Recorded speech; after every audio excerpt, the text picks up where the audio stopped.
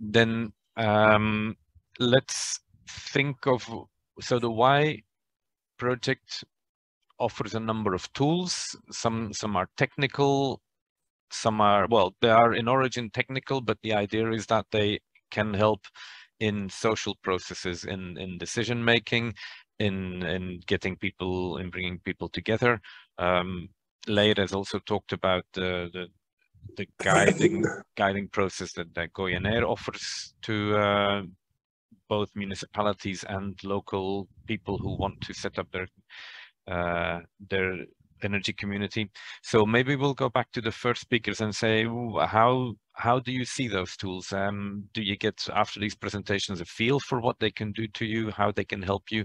How, yeah, is there a possibility for further collaboration? That's the question. I'll start with Øystein again, because I can see him. Yeah. Well, as you probably know, that if the way you pronounce can make things different, and we like to say that Copenhagen is Copenhagen. We are open for collaboration. So, of course, you are always welcome to reach out. We have also, as I said, when I had my presentation, that there are these both systemic but also commercial perspectives. There's a lot of people out there trying sort of to model the energy system, and also to model how a governance structure like an energy community, how that affects different kind of energy systems. So far, what I have seen is that it's extremely difficult to make generic models work. And that brings me back to what I said about place, that every place is unique. So you always have to sort of start from the place, and then you can start modeling. That does not mean you don't have the Lego bits to put together, and you need these bits and pieces to make the model. But what we're doing in Copenhagen right now is that we are experimenting with different kinds of models and of energy communities to see what are the necessary fitting bricks that we, at a later stage, maybe can put into a more generic model. Okay. Maybe, like you say, words are important and words can be misinterpreted. Maybe model and model are two different things also, right, in this context? Probably. I don't know whether Thomas wants to react on this. No. Just a brief thing. Yes, you're perfectly right. You always have to adapt to a certain situation. The general approach gives a good indication, probably, but you're perfectly right. You will need an individual consideration, and I think that's something we are trying to tackle in the project as well. But that's quite hard when you have an EU project with so many different countries and inputs. But nevertheless, yes. Or let's say, even if the model is not adapted to specifically a certain situation, at least the results should be seen in that context. That's something that can always be done, that you consider, okay, this is a more generic model, but certain parts of it can be seen in the context of a specific use case. Absolutely. And I would very much invite you to Copenhagen to see if we can make a test in Copenhagen of your model. Brilliant. Thank you.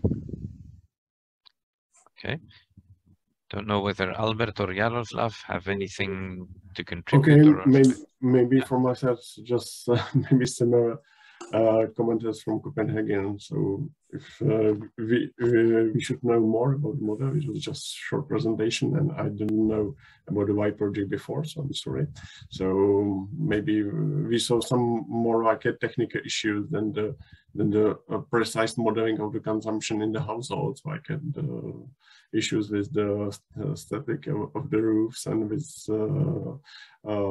project documentation of the roofs and so on. But if the model can help, for example, in the future when we have more installation and we can have some like a deeper picture about some possibilities of the using of flexibility, for example, from the primary renewable energy community, you're welcome, and it will be interesting for us.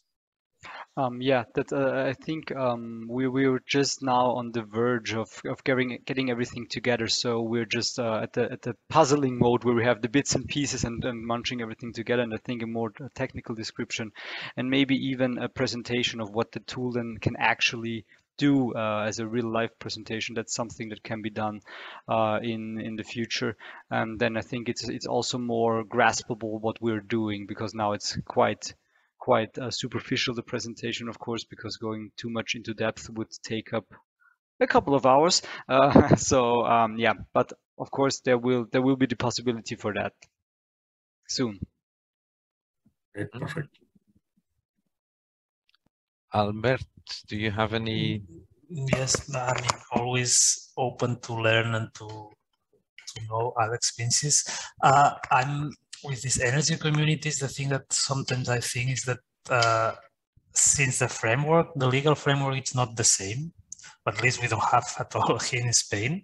It's, for example, the experience of going in and how to start energy communities, and so, because it's in the Basque Country, I mean, maybe it's more, yeah, it's more similar of what we are facing here, but yeah, of course, open to know, and some tools can help us. It's and our municipalities especially, we are open. Yeah, yeah, and of course, our situation, the legal uncertainty that you have in Catalonia, we suffer it here as well in the Basque Country. I don't know, there are other countries where the transposition hasn't been done or hasn't been done well. That may be also open to discussion, but and our feeling is that we despite the uncertainty, we press ahead anyway, because we also notice that other actors are going ahead, and it seems that a de facto model could be established once these communities have come online. In fact, the National Institute for Energy Diversification, they've already launched an open call for projects. In fact, they've already advocated money. They've granted money to a number of projects for energy communities, despite the fact of there not being a national definition of what an energy community is. So they're using this also as a way of experimenting. They say, well, let's have a call, let's see how people react, what comes out of it, and then probably later on we will define what an energy community is. We might agree with that or not, but it's what we're faced with. Albert, do you? Have you lost the sound or something, or? We can't hear you. Yeah. No. Okay. Yeah. Did you get my? No, I missed it. Okay. I will get back in touch with you, because this is clearly a very Spanish issue. So I'll get back in touch with you afterwards, and we can discuss this in a little bit more detail. I was already looking at the Hernani example on the website. Okay. But I couldn't find the information I was interested for. So yeah, we can. Okay. Thank you. I'm looking for more questions. Any other interventions? Any other people who want to ask a question to any of the speakers? Eva? No? No, I think, there's one.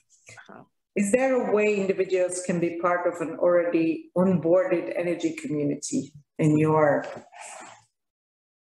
circumstances, let's say? Of course, in our cases, of course, I mean, you always can. One is the energy community, as I told you, that it's the citizen one. Yes, you just join the community. If it's the one led by the municipality, that it's a shared PV, then in each municipality, if the tender has already solved and the people chosen. So then you have to wait, because what you get is some production from the PV. So then it's a limited one. Then you have to wait that somebody's going out of the community for you to join it. But then the other ones, of course, because it's, and the will is to get more production, and so more energy and more members. Yeah. I'm sorry, because I have to leave. Otherwise, I won't make it to Luxembourg in person. Oh. So, No, thanks. please come, Albert. So I have to leave now. Thanks, Okay, and sorry for the. Yeah. Thank you, Albert. That's Bye. fine. I think we're also coming to the end of our time. Yeah. Okay. Maybe just one remark on bringing on new members. It's a very, very common issue for any organizations, especially local communities, is that they sort of tend to become generational. A group of people, parents, form a local community of something, and they get really bonded. And then it becomes more and more difficult for newcomers to get into the room. If you don't have a strategy, how do you welcome strangers? So I think when it comes to these more informal or organizations where they're very important, that it's sort of the local engagement, how do you not make a gated community from a sort of a psychological or sociological point of view? We see it again and again. These organizations, they're founded by some idealistic, energetic people. 30 years on, it's the same people. And then they start sort of, there's a natural process. Yeah, well, I think that's a very good point to conclude on. So when you design your energy community, think of how it evolves and how it will evolve, and allow for it to evolve, because you cannot stagnate. Yeah, that's okay. Well, on that note, I will thank all the speakers again for their contribution. It's been a bit more hectic, I think, because of the technical issues at the beginning, but I still think we've had some very interesting points of view. I would have liked to talk a little bit more, and those of you who are interested, both participating in the discussion and offline, happy to talk to you offline on the Y project or on energy communities. So yeah, I think we should keep this discussion going. Thank you very much for this session, Eva. Thanks for organizing it, and we will see you all soon in the next occasion. Thank you. Bye, everybody. Thank you very much. Bye. Thank you. Bye-bye. Bye.